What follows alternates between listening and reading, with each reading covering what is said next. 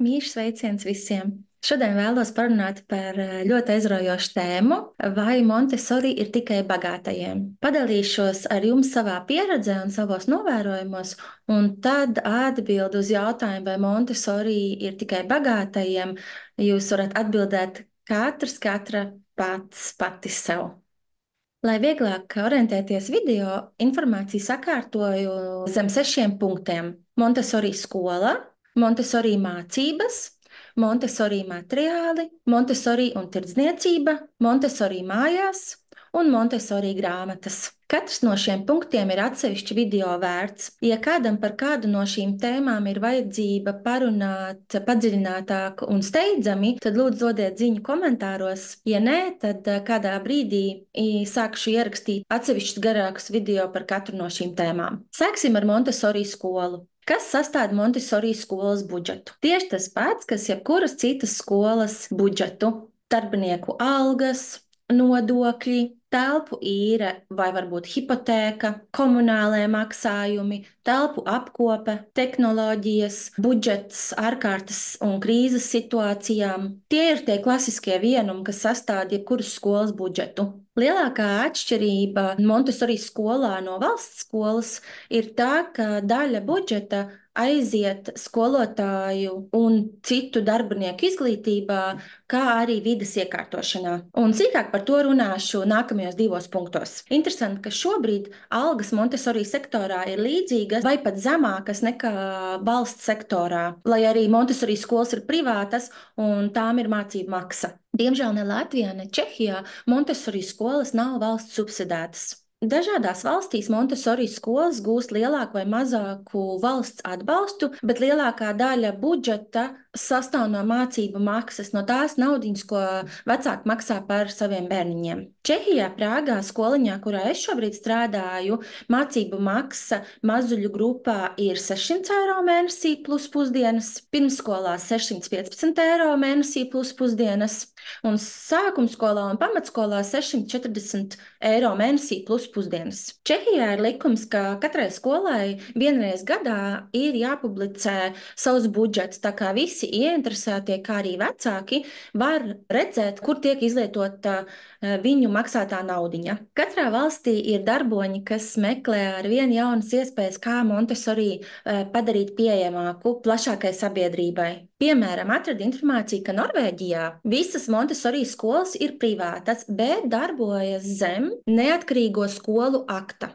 kas nozīmē, ka skolas ir privātas, bet nav paredzētas tikai elitei, jo arī privātās skolas Norvēģijā ir valsts uzraudzībā un saņem 85 līdz 100% valsts finansējumu. Cik jauki, vai ne? Un šis ir rezultāts Montesori darboņiem Norvēģijā. Vēl vēlos pieminēt, ka daudz privātās skolas meklē iespējas, kā atbalstīt ģimenes savā rajonā, piemēram, sponsorējot vienu vai vairākus bērnus. Manai trenerei Nīderlandē arī ir skoliņa, un katru gadu viņi sponsorē mācību maksu vairākiem bērniņiem. Vēl viens piemērs no pieredzes strādājot skoliņā Latvijā. Toreiz mums bija puisīts, kura tēvs ir meistars. Un tātad ģimene nemaksāja mācību maksu, bet tēvs uz izsaukuma nodrošināja savus pakalpojumus, lai skolu uzturētu kārtībā. Ir Montesori skolas, kas piesakās Eiropas dotācijām un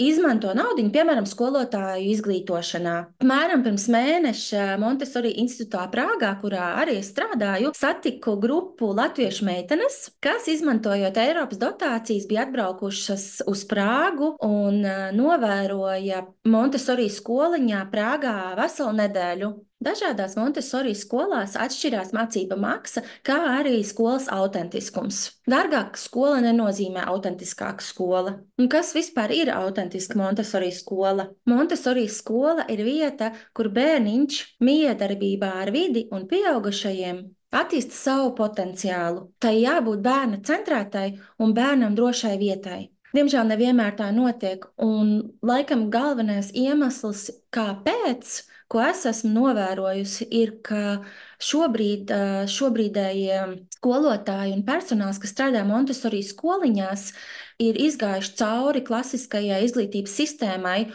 un lai arī tu it kā saproti, ka tu gribi bērnam savādāk un gribi labāk un nevēlies, lai bērns piedzīvo tādas pašas grūtības, kā varbūt tu piedzīvoji valsts sistēmā, ir ļoti grūti darīt savādāk, ir ļoti sevi jālauž un ar sevi jāstrādā, lai lietas darītu savādāk. Bet, protams, jebkurš no mums dara visu to labāko, balstoties uz to informāciju, pieredzi un sapratni, kas mums ir. Arī jebkuras skolas vadība, jebkurš skolotājs, jebkurš skolas darbinieks, jebkurš vecāks dara visu to labāko, ko viņi tajā brīdī spēj. Varbūt jums ir grūti saprast, par ko es runāju, kad es runāju par Montessori skolu, tāpēc zem video ielikšu saiti ar uzticamu mājaslapu Montessori Guide, kurā varēsiet apskatīt dažādus īsākus un garākus video un redzēt, kā iekārtota Montessori skola un kā notiek bērns, vide, pieaugušais mijiedarbība.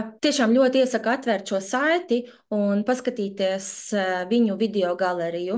Nākamais punktiņš - Montessori mācības. Sākšu ar Montessori mācībām skolotājiem. Katrā valstī ir vietējie kursi, kuri tiek piedāvāti vietējā valodā. Tie bieži tiek piedāvāti no cilvēkiem, kas ir izmācījušies starptautiskos kursus. Un tādi ir dažādi starptautiskie kursi, kas ir dārgāki, laikietilpīgāki un nērtāki. Esmu minējusi, ka strādājot Montessori skolā Latvijā, mana toreizējā priekšniece, kā arī klases galvenā skolotāja, braukāja uz Prāgu un mācījās AMI starptautiskos kursus. AMI ir saīsinājums Association Montessori International. 1929. gadā pati Marija Montessori nodibināja šo asociāciju ar mērķi uzturēt un attīstīt savu pedagoģiju un ar mērķi to padarīt pieejamāku lielākam bērnu skaitam visā pasaulē. Asociācija turpina savu darbu arī šodien, un Montessori institūts Prāgā strādā AMI vārdā. Un, starp citu, arī Latvijā ir atvērts AMI institūts. Zem video ielikšu saites uz abiem institūtiem Prāgā un Latvijā, tā ka varat papētīt, ko viņi dara. Montessori institūtā Prāgā 2018. gadā man bija tas gods pabeigt AMI sākuma skolas diploma kursu. Un šobrīd studēju AMI diploma kursu par 0 līdz 3 gadus veciem bērniņiem. AMI diplomu kurs var pielīdzināt augstas kvalitātes maģistra studijām Montessori jomā. Šis kurs ir ļoti intensīvas mācības 2 gadu garumā, un kursa grafiks Prāgā ir modulārs. Piemēram, sākumskolas kursam ir 6 moduļi 2 gadu garumā. Mazulīšu kursam ir 4 moduļi 2 gadu garumā. Tas nozīmē, ka tajos brīžos, kad ir modulis, tās ir pilna laika mācības, un plus vakari un brīvdienas 2 gadu garumā, lai paspētu visus darbus izdarīt. Starp moduļiem ir novērošanas, mācību prakses, materiāla gatavošana un citu uzdevumu pabeigšana. 2017. gadā, kad sāku AMI sākumskolas diplomu kursu, tas maksāja 10 000 eiro. 2023. gadā mazulīšu kurs maksā 9 000 eiro. Plus, ja nedzīvo Prāgā, tad moduļu laikā ir jāīrē mājvieta Prāgā, ir jākavē darbs, ir jāsēd ģimene un bērni, vai arī tie jāņem līdzi, un kopējā summa savācās pamatīga. Šis nav, lai jūs baidītu, bet lai parādītu šo kursu vērtību. Neviens absolvents pēc šo kursu pabeigšanas nav teicis, ka kurs bija par dārgu un ka vērtība neatbilst cenai. Šie kursi ir ļoti vērtīgi, ja ir mērķis darboties Montessori jomā. Ir skaidrs, ka šādu kursu pabeigšana nav vienkārša. Bieži skolas ir ieinteresētas sponsorēt šādas mācības, bet ir maz cilvēku, kas ir ieinteresēti tādam ieguldījumam no savas puses. Ja ir kāds, kas nevēlas būt piesaistīts skolai, bet vēlas šādus kursus izmācīties, ir jāmeklē iespējas. Es naudiņu mācībām pelnīju tīrot mājas apvienotajā karalistē. Šobrīd, ko varu ieteikt, ir mēģināt paskatīties iespējas Eiropas dotācijām. Ja mēs runājam par mācībām vecākiem, tad ir daudz blogi un vlogi, kas runā par Montessori, kā arī mazāk kursiņu vecākiem par pieejamām naudiņām. Ir arī AMI orientēšanās kursi, kas ir apmēram 60 stundu gari kursi. Tie gan ir dārgāki, tie maksā apmēram 600 līdz 1800 eiro, bet dod pamatīgu ieskatu tēmā. Un pēc šāda kursa pabeigšanas ir pietiekošas zināšanas pat strādāt kā asistentam Montessori skoliņā. Pirms lasiet, klausieties vai piesakieties Montessori kursiem, iesaku noskaidrot par informācijas devēja izglītību un pieredzi, kā arī sajūtiet ar sirsniņu, vai sniegtā informācija saskan ar jūsu sajūtām. Un tagad parunāsim par Montessori materiāliem. Šis punkts vairāk attiecas uz skolām vai grupiņām, kas grib iekārtot Montessori vidi, un par materiāliem mājās runāšu nākamajā punktā zem Montessori un tirdzniecība. Tātad pirmais ieguldījums Montessori vides sagatavošanā ir liels, 10 000 eiro liels. Pirms 2 gadiem man bija brīnišķīga iespēja vērot un piedalīties vides iekārtošanā bērniem no 0 līdz 3 gadiņiem. Mēs iekārtojam perfekto vidi, uz kādu ir jātiecās tiem, kas uzņem bērnu grupas. Un šādas vides iekārtošana izmaksāja apmēram 20 000 eiro. Materiālus var pirkt. Zem video ielikšu saiti uz vispopulārāko Montessori materiālu izplatītāju Ninhaus. Viņu mājaslapā varēsiet arī paskatīties apmēram kādās cenās materiāli tiek pārdoti. Materiāls var gatavot arī pats. Zinu par brīnišķīgu projektu Kenijā, Āfrikā. Projekts saucās Corner of Hope, cerības stūrītis, un zem video ielikšu saiti ar mājaslapu, kurā varēsiet pašķirstīt fotogaleriju un redzēt fonā, vai kā bērni strādā ar paštaisītiem materiāliem. Protams, ir jāzina katra materiāla mērķis un kā ar to tiek strādāts, lai to izgatavotu. Pēc vides iekārtošanas par materiāliem ir jārūpējas, tie jāatsvaidzina, vajadzības gadījumā jāmaina un arī jārotē. Tas nozīmē, ka skolas vai kādas citas Montessori iestādes budžetā vienmēr jābūt kādai naudiņai materiāliem. Montessori un tirdzniecība vairāk attiecās uz mājas dzīvi, jo mērķa auditorija ir vecāki. Pirms dažām dienām man draudzene atsūtīja palīgā saucienu un teica, ka ir ļoti grūti ieinteresēt ģimeni Montessori pieejā, jo viņi saka, ka visa šī Montessori padarīšana ir dārga. Piemēram, ka Montessori gultiņa maksā ap 250 eiro. Pirmais jautājums man bija: Montessori gultiņa? Pameklējot internetā, šo preci ir ļoti viegli atrast. Jā, šāds rāmis ir ļoti skaists, bet ne Marija Montessori savās grāmatās nerakstīja neko par Montessori gultiņu. Marija Montessori rakstīja un runāja par patstāvības veicināšanu. Montessori pieeja mudina mazulītim jau kopš dzimšanas gulēt uz matracīša uz grīdas. Tā galvenais mērķis ir patstāvība. Mazulītis ar laiku var pats izrāpties un ierāpties savā gultiņā, un nav jāraud, lai kāds izceļ no gultiņas, vai jāraud, kad kāds ir iecēlis gultiņā un no tās ārā tikt nevar un nav variantu, kā tikai gulēt. Tāds mazs sīkumiņš, kā matracīts uz grīdas, palīdz bērniņā attīstīt pašvērtējumu sajūtu, pašpietiekamības sajūtu. Kaut kādā mērā es pati varu par sevi parūpēties. Es pati varu ierāpties gultiņā, kad man nāk miedziņš, un es pati varu izrāpties, kad es esmu pabeidzis vai pabeigusi gulēt. Tātad secinājums ir, jā, ja var atļauties tādu ekstru, kā šobrīd tā tiek saukta Montessori gultiņa, tad kāpēc nē? Bet tieši tikpat funkcionāls ir vienkārši matracis uz grīdas. Un jā, diemžēl Montessori vārds tirdzniecībā tiek izmantots brutāli. Daudzas rotaļlietas, grāmatas, mēbeles un citas lietas tiek sauc par Montessori. Un, protams, ka pieaugušais vēlas to vislabāko savam bērniņam un pērk. Ja iespējams, pirms pirkšanas pakonsultējies ar Montessori grāmatu vai kādu, kam ir lielāka pieredze Montessori pieejā, un izvairies izšķiest naudiņu nevajadzīgām lietām. Nākamais punktiņš Montessori mājās. Mājas ir mājas. Mājas nav jāpārvērš par skolu. Padalīšos ar dažiem piemēriem no dzīves. Pirmais piemērs ir stāsts no laikiem, kad dzīvoju Rīgā. Dzīvoklī, kurā dzīvoja, bija 4 istabas. 3 no istabām dzīvojām mēs jaunieši, un 4.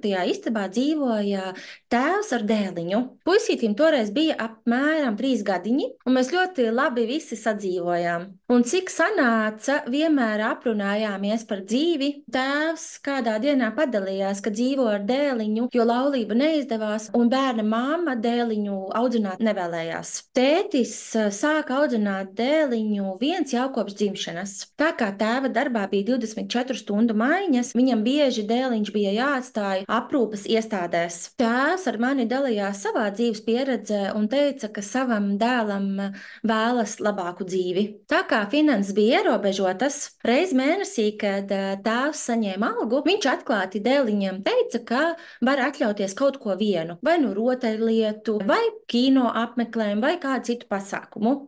Sākumā dēliņš vienmēr izvēlējās rotaļlietu, bet jau apmēram 4-5 gados viņš spēja teikt tētim, ka, zini, rotaļlietas man ātri apnīk, labāk izmantosim naudiņu un aiziesim uz kino. Tas ir interesantāks piedzīvojums.